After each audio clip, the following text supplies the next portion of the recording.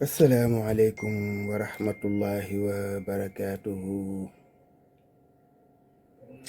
Mbokk yi ñu ñëwaat ak yéen ci waxtaanu gàtt rek jëm ci réew mi ñu bokk ak diine ji ñu bokk ak valeur yi ñu bokk.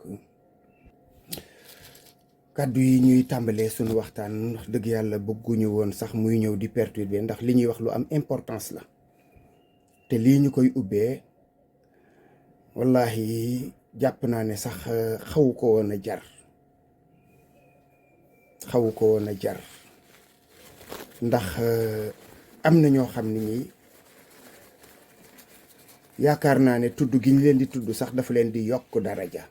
Ibrahima Aïdara ndax dégg naa muy def ay tëkkoo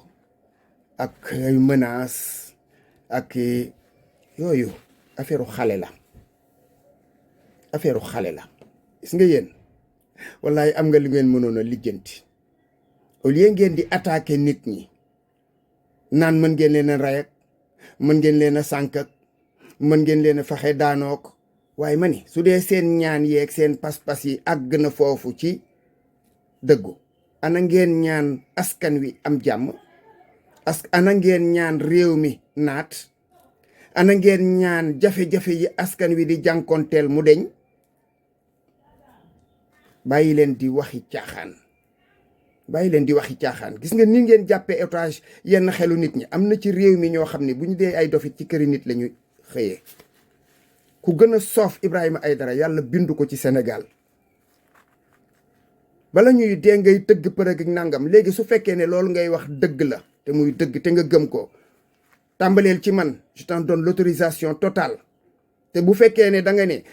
ku tudd tarixa bi nangam ku la tudd yow nañ la tudd maa la tudd ba ca ñag ba tu mens si tu es un gros menteur yi ngay wax yëpp c'est pas vrai su dee li ngay wax dëgg la ci yow ñëwal ci man rombal gune yooyu mbër yeeg ñooñu baleen fa nga ñëw ci man tu es un menteur mënoo tax Modou Lo daanu mënoo tax keneen gagné may wax mu def trafic d'influence fii la toog wax ko bu leen ma tax a wax lu bon ku leen topp dana wax lu ko ëpp. suñu waxtaan ak yéen nag ñu ngi koy tàmbalee ci di def ay leeral yoo xam ni jàpp nañ ne mënta ñàkk ndax bërki démb dégg ngeen ñu tudd suñu mbokk Cheikh Yérim Seck ci kàddu yoo xam ne yëkkati woon na ko def témoignage ci suñu jëmm ju doyadi ji. commentaire yi waroo tudd Cheikh Yérim bu xamee mais man duma wàlliy bañ waaye duma fakk jëfit man ku wax ci man lu baax ma taxaw ci pénc mi wax ne loolu mu wax ci man lu baax rafetlu naa ko te nag je le clame haut et fort. Cheikh Yérim Seck c'est mon frère pour plusieurs raisons. D'ailleurs il m'appelle grand frère. musuma sàllalu loolu la may wax mais rapport yi mu am ak keneen wala kële mais lu ci sama yoon man rapport yi mu am ak man moom laay lijjanti mësuñoo tegante bët maak moom waaw ana yéen ñii nga xam ne yéenay defi commentaire pour man ma bañ a faale Yérim wala ma bañ a déglu wala lu mu wax ci man lu baax ma ni kan ci yéen moo sànni rakkam sànniwu leen seeni rakk di ngeen bëgg ma sànni sama rakk man nu mu mën a mel ci yéen man noonu mën na am gisuma ko. Cheikh Yérim ñaata vidéo laa def ci moom xool leen ko wax naa ci moom lu baax parce que loola laa gisoon défendre naa ko fi parce que dañ ko doon xeex injustement ci jamono xam ngeen cas bi ma leen di wax na fi loo xam ne waxuwul ma jël ca position contraire. ñaata yoon ci jamono yi mi ngi may dégg de bi fi Macky Sall di nekk ma am vidéo bu ma def moom mu ñëw bokk ceeg man xalaat ñu échange yu xóot ma wax ko la cay sama position mu respecté ko ma respecté position échange yaa ngi ci sama téléphone am na ci yoo xam ne yi oralement lañ ko doon def di waxante mag moom de très haute facture muy wax ci man may wax ci moom ñuy jokkalante fu mu mës a defe lu dul noonu tontu naa ko ca loola jàll c'était pas personnel. te bu fekkoon ne nag réew mi nit ki day am loo xam ci moom xëy na lu la neexul nga sànni ko akay bari man ñu ma sànni man waaye man it dana am ñu ma sànni parce que am na ñoo xam ne xëy na neexuma leen wala am na lu ma def te neexu leen kon mbir mi du noonu kenn amul fitu di nier le niveau intellectuel de Cheikh Yérim loolu moom lu waay soxor li ñuy wax naan lu waay iñaan nangul ne golo moom aya expérience am ak expertise journalistique am loolu it du lu nit di miim ba ci livre bii mu bind dédicacé ma ko tudd na ma ca biir livre ba am na ca point yoo xam ne ànduma caag moom am na ca point yoo xam ni ànd naa caag moom dafa tukkal àddina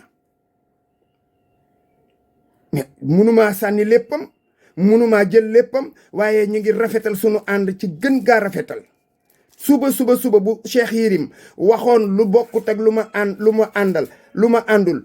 mu wax ko ci penc mi duma ko tontu téléphone mukk parce que su ko waxee ci penc mi rek la ma ci war a tontu ci penc mi laa koy tontoo donte ginnaaw ba mën nañoo defaat échange wala mën naa wax ak moom mu dellu si moom corriger loola su ko corriger wul ma dellu wax ci sama xalaat di ko toogaat ci la ma nekkoon. Comme tous les humains il est sujet à l'erreur comme man mii comme yéen ñii ñu jàkkaar lool et pourquoi nit ki mën nga bëgg koo stigmatiser rek étiqueter ko rek daal di koy bàyyi noonu mu continuer di dem loolu du nite foofu laa ciy yem. Ousmane Sonko gis naa moom it ñu bari ñu commenté ci wax ji nga xam ni moom laa wax bi mu wax ci pénc mi moom itam am na ñu ne dégluwoo wax ji nangam maa ngi ciy ñëw sama digganteeg moom du ay bëggante nag heureusement du ay bëggante kay soppante kay déedéet nos chemins se sont croisés dans un combat et j'ai misé sur lui. Sénégal moo am fu mu tolloon am lu ma fi naqari dëgg la wala du dëgg loola laa gëm ma nekk ca combat boobu di ko dénoncer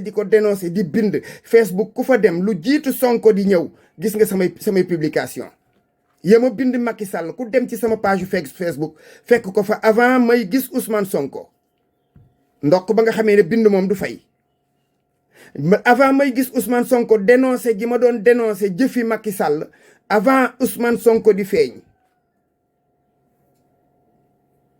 heureusement yooyu moo jiitu kon man Ousmane Sonko daf ma fekk ci xeex ak Macky Sall bi mu dikkee ma gis ci moom lu dal samam xel ma ànd ak moom ca loola man ma bokk ci ñi jëkk a défendre Ousmane Sonko fii bec et ongle vidéo bi it mi ngi ci internet ku ko bëgg ma dugalal la lien bi ci commentaire vidéo bii ma jàkkaarloog yéen di ko def booba ma koy défendre ko jafe woon na lool nag am na ñoo xam ne ñi ngi koy défendre tey bokk nañu ci ñi ko doon xeex booba kon xanaa tey la yëf yi neex kon Ousmane Sonko loola ma doon dénoncer ca Macky Sall wala lu koy nuru saa yu ma gisee mu def ko wala ku mu àndal def ko maa koy jëkk a génn dénoncer ko loolu nag moom kenn mënuma koo tere moom kenn mënuma ko tere et sans état d'âme laa koy def pour plusieurs raisons nag sañ-sañ yi ma ci am benn bi mooy d'abord bu ci dara xewloon citoyen laa bokk ak moom réew mi yàlla dogal réew mi dugg na ci loxoom saa yu ma gisee ci biir gestion wala gestion yi ñi mu àndal lu ma neexul damay génn ne leen lii ma gis dalul sama xel muy benn bi ci topp mooy mag laa ci réew mi man ñi ma mag bareetul troisième âge laa bokk mooy ñi nga xam ni mbokk ñu ci mag ñi naax ñu ber leen fee di leen jox añ ak reer ñuy tëdd ka nelaw man ci magu actif yi laa bokk war a defar luy defaru luy yàqu ma taxaw ba mu bañ a yàqu kon saa yu ma déggee ñu ni ñi ngi doxal lu bokkut ak la ma yaakaaroon damay taxaw ne leen lii demul bi ko ñetteel mooy ci réew mi dama fee juri doom am fii sët te ñaan yàlla ñoom seen jamono soppiku te ñii lañ ko yaakaare woon saa yu ma demee ba gis ñu wàcc yoon woowu danañ ko dégg danañ ko gis ci samay jëf bi ko àggale mooy ba ngeen di xeex ànd ma ak yéen taxaw di xeex kemtalaayu lu ma mën risque yi ngeen jël naa yu ñu toll xam ngeen ci dara jël naa yu ni toll défendre leen défense bu am solo xanaa tey waaye bàyyi papay waa Pastef yàgg naa koo dégg de xëy na booba kon ba may wax loola mooy wax moo leen arrangé woon loola nag waxuma ko woon pour lu leen neex principe laa gëmoon loola saa yu ñu demee ba mu bëgg a soppiku di ngeen ma dégg di ngeen ma gis qui aime bien châtie bien malheureusement man nekkuma ci logique gu Messi gëmuma loolu gëmuma nit koo xam ni kii une personne infaillible koo xam ni kii lu mu def noonu la lu mu wax noonu la déedéet c'est un être humain sujet aux faiblesses et aux erreurs loolu man bët boobu laa koy xooleewu ma ko ay ku sell keek ku maandu keek yooyu lijjantiwu ma ko li ma lijjanti mooy li ma séq ak moom muy réew mi dénk ko mook ay nit loolee saa yu ñu ci wàccee yoon dañ ma dégg loolu nag li nga xam ne moom la ñu wax am nañu ne woy affaire Iran nangam déedéet wax ji Iran ja moo ca gën a tuuti guerru Iran moo ca gën a tuuti wax ji liñ ci wax rigueur budgétaire moom la ñu wax te lii may wax dama koy teg ngeen dégg ko. Budgétaire au Sénégal, Ousmane Sonko a annoncé la suspension de tous les voyages non essentiels à l'étranger pour les membres de son gouvernement. Le Premier ministre a lui-même renoncé à 2 déplacements officiels prévus en avril au Niger et en Espagne. En cause, un endettement massif hérité selon lui de l'ancien régime de Macky Sall. Je voudrais vous informer, vous préparer à des situations extrêmement difficiles qui nous attendent. Et c'est pourquoi d'emblée, j'ai pris un certain nombre de mesures, de restrictions drastiques de tout ce qui concerne les dépenses au niveau du gouvernement. Annulation de toutes les missions non essentielles à l'étranger. À commencer par les miennes en tant que Premier ministre. Vous saviez très bien que je devais être le 8 au Niger sur l'invitation de mon homologue nigérien. Le 18, je devais être en Espagne sous l'invitation de M. Pedro Sanchez, Premier ministre d'Espagne. Et le 19, je devais être à Paris pour un meeting politique. J'ai pris la décision de rapporter toutes ces missions jusqu'à meilleure période. Et aucun ministre de mon gouvernement ne bougera du pays si ce n'est une mission essentielle dans le travail que nous sommes en train de faire. Vous informer, vous préparer à des situations extrêmement difficiles qui nous attendent. Et c'est pourquoi, d'emblée, j'ai pris un certain nombre de mesures, de restrictions drastiques de tout ce qui concerne les dépenses au niveau du gouvernement. Annulation de toutes les missions non essentielles à l'étranger. À commencer par les miennes en tant que Premier ministre. Vous saviez très bien que je devais être le 8 au Niger sur l'invitation de mon homologue nigérien. Le 18, je devais être en Espagne sous l'invitation de M. Pedro Sanchez, Premier ministre d'Espagne. Et le 19, je devais être à Paris pour un meeting politique. J'ai pris la décision de rapporter toutes ces missions jusqu'à meilleure période.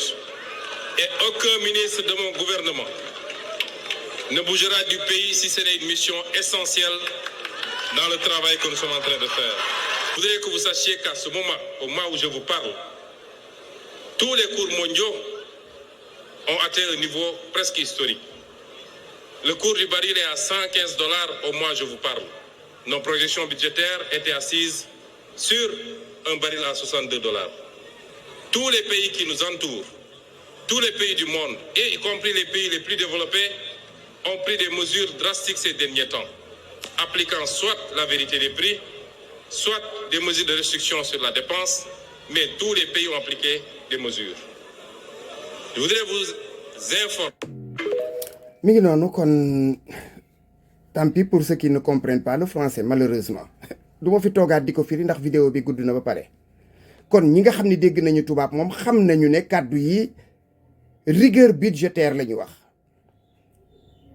jafe-jafe yi ci àdduna tuddaale na ko waaye li tax moom wax ji li mu wax ne moo tax mooy tolluwaayu réew mi ci ay jafe-jafe ànd ak muy diggée ne sax fa ñu jëm ca kanam daañu jànkoonteeg lu yées lii nu nekke tey jii nga xam ne ñun gas nañu pax ba tegal ñu suñu jaat ci kaw tëral ñu ca dara desu lu dul suul ñu nee na kon dana gën a metti kon defe naa ne su boobaa mooy man lañ ci lay moo ciy topp dama ni nit boo ko bëggee danga koy wax dëgg su waxee loo xam ne lii dalul sam xel nga ne ko lii dalul samam xel su ko mënee leeral baax na su ko mënta leeral nga jàpp ne loola la wax loolu la wax. soit dit en passant xam naa dafa juum loolu la ñuy wax sabqu lisaan lapsus rapporter la wax reporter on reporte un voyage on ne rapporte pas un voyage xam naa ne nag dégg na français lool kon juumte kuy wax ci mbooloo noonu la kuy wax lu ëpp man mii di wax ak yéen damay wax léeg-léeg daal di wax benn mot boo xam ne xëy na du boobu bi nekk sama xel bokkul ak bi génn sama làmmiñ waaye on ne rapporte pas un voyage on reporte un voyage. asalaamaaleykum wa rahmatullahi wa barakaatu.